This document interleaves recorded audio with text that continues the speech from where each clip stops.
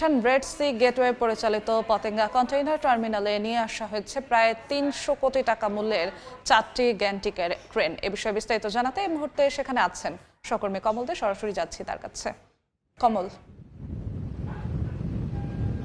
প্রায় ৩৭০ কোটি টাকা দামে 4টি গ্যান্ট্রি ক্রেন গতকালই চীন থেকে নিয়ে আসা হয়েছে। সেগুলো স্থাপন করা হচ্ছে সৌদি আরব ভিত্তিক প্রতিষ্ঠান রেড সি গেটওয়ে টার্মিনাল, যে তাদের যে পতেঙ্গা কন্টেইনার পরিচালনা করছেন সেখানে স্থাপন করা হচ্ছে। আমরা একটু কথা বলবো।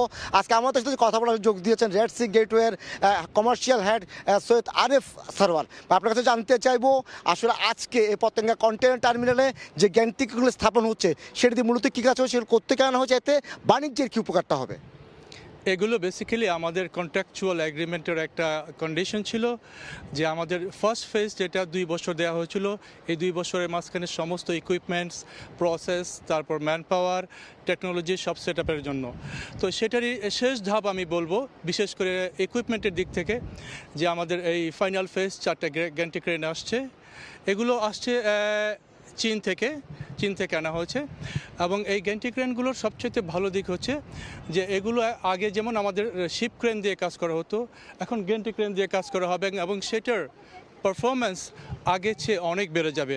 ভেসেলের টার্ন অ্যারাউন্ড আমরা আশা করতেছি আরও প্রায় 30 থেকে 40% টাইম কমে যাবে এবং সেফটি ওয়াইজ, তারপর পারফরমেন্স ওয়াইজ সব কিছুই অনেক অংশেই বেড়ে যাবে এটার। চট্টগ্রাম বন্দরে প্রথম সরাসরি বিদেশি বিনিয়োগকারী প্রতিষ্ঠান কিন্তু আপনারা। এখন পর্যন্ত প্রায় 2 বছর পেরিয়ে আসলেন, বিনিয়োগটা কেমন হলো, কেমন উঠে আসছে, আপনাদের কাজের অগ্রগতিটা কেমন? আপনারা যদি দেখেন, লক্ষ্য করে থাকেন যে আমাদের এই 2 বছর সময়ের মাঝখানে আমাদের $170 মিলিয়ন ইনভেস্ট করা হয়েছে। শুধু আমরা ইকুইপমেন্ট কিংবা পারফরমেন্স দিয়ে থেমে নেই, আমরা চাচ্ছি আসলে বাংলাদেশে একটা রোল মডেল ক্রিয়েট করার জন্য, যেন সবাই ইন্টারন্যাশনালি যারা আসে এখানে তারা চিন্তা করতে পারে এটা একটা গ্লোবাল পোর্টের একটা মডেল। তো সেই দিক দিয়ে চিন্তা করে আমরা শুধু ইকুইপমেন্ট না, প্রসেস, সিস্টেম, সেফটি, পারফরমেন্স সব দিক থেকেই আমরা এটাকে একটা উন্নতির উৎকর্ষে নিয়ে যেতে যাচ্ছি বাংলাদেশকে। আর এসজেটির মাধ্যমে চট্টগ্রাম বন্দর বা বাংলাদেশের অর্থনীতি কতটা এগিয়ে যেতে পারবে বলে আপনি আশা করছেন?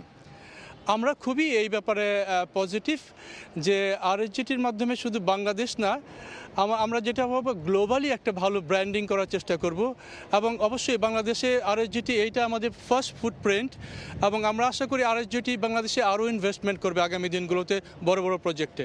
ধন্যবাদ। আমরা কথা বলছিলাম সৌদি আরব ভিত্তিক প্রতিষ্ঠান আরএসজেটির head of commercial Syed Aref সারওয়ারের সাথে। তিনি আমাদেরকে বলছিলেন শুধুমাত্র আরএসজেটি যেতে হবে, কারণ এটি হচ্ছে বাংলাদেশ বা চট্টগ্রাম বন্দরে সরাসরি বিদেশি বিনিয়োগ। এখন তারা প্রায় ৩৭০ কোটি টাকা দামে 4টি গ্যান্ট্রি ক্রেন এনেছে চীন থেকে, যেগুলো স্থাপন করা হচ্ছে। ইতিমধ্যে তারা প্রতি বছর প্রায় 2.5 লাখ কন্টেনার হ্যান্ডেলিং করছে, তবে তাদের লক্ষ্যমাত্রা রয়েছে তারা বছরে 5 লাখ কন্টেনার হ্যান্ডেলিং করতে চায় এই আরএসজেটির মাধ্যমে এবং এপিসিটির মাধ্যমে। এবং যে বিদেশি বিনিয়োগকারীর যে চট্টগ্রাম বন্দরে আগ্রহ হচ্ছে, সেটি একটি প্রথম ধাপ ছিল কিন্তু এই আরএসজেটির মাধ্যমে। তা আমার কাছে এখন পর্যন্ত এ ছিল চট্টগ্রাম বন্দরে পার্শ্ববর্তী যে পতেঙ্গা কন্টেনার টার্মিনাল, যেখানে সৌদি আরব ভিত্তিক প্রতিষ্ঠান আরএসজেটি বিনিয়োগ করেছে প্রায় 370 কোটি টাকা বিনিয়োগ করে তারা যন্ত্রপাতি এনেছে, সেগুলো স্থাপনের কাজ চলছে, তার সর্বশেষ।